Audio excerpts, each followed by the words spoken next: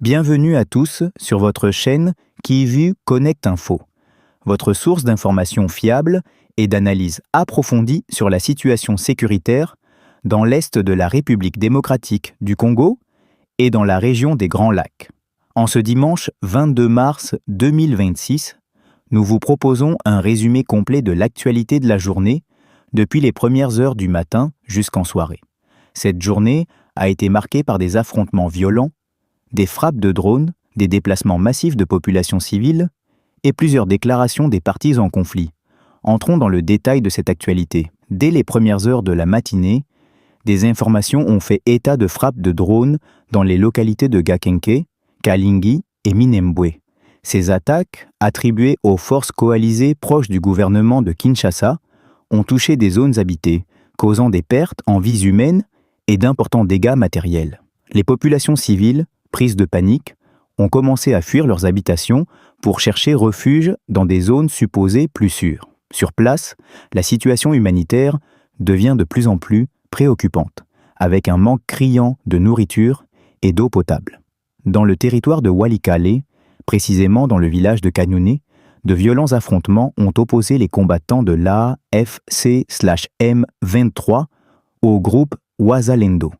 Les combats ont duré plusieurs heures, avec usage d'armes lourdes de part et d'autre.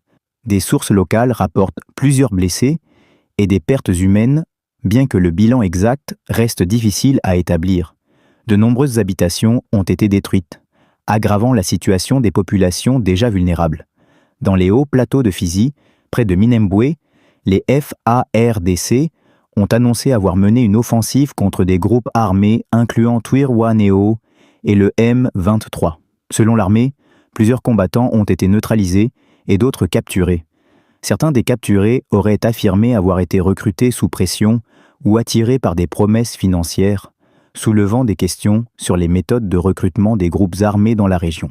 De son côté, la FC/M23 affirme agir dans le cadre de la protection des populations civiles, accusant la coalition FARDC/FDLR Wazalendo d'utiliser des armes lourdes dans des zones densément peuplées. Aux alentours de midi, des affrontements ont également été signalés dans les territoires de Rutshuru et Masisi, où les lignes de front restent instables et en constante évolution.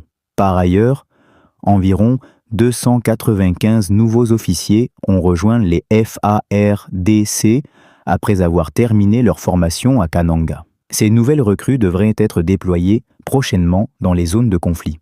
À Kinshasa, le gouvernement a annoncé une série de mesures visant à lutter contre l'insécurité urbaine, notamment les braquages et la criminalité, avec un possible durcissement des règles liées aux télécommunications. Dans l'après-midi et en soirée, d'autres frappes de drones ont été signalées dans la région de Minembwe, accentuant la peur au sein des populations civiles. Les habitants continuent de lancer des appels urgents à l'aide, notamment pour l'assistance humanitaire, les soins médicaux et la protection. Des tensions internes sont également observées au sein des groupes Wazalendo, avec des divergences de leadership et une perte de confiance chez certains combattants. Des analystes estiment que l'utilisation croissante des drones est en train de transformer la nature du conflit dans l'est de la RDC, rendant les affrontements encore plus destructeurs. Sur le plan diplomatique, aucune annonce majeure n'a été faite ce jour, mais la communauté internationale continue de suivre de près l'évolution de la situation. Pendant ce temps, les populations civiles vivent comme dans une peur constante, rythmée par les tirs d'armes lourdes et les explosions, particulièrement durant la nuit. Des inquiétudes grandissent quant à une possible crise humanitaire de grande ampleur si la situation continue de se détériorer. En résumé, la journée du 22 mars 2026 a été marquée par une intensification des combats, des frappes de drones répétées et une dégradation continue des conditions de vie des populations civiles dans l'est de la RDC.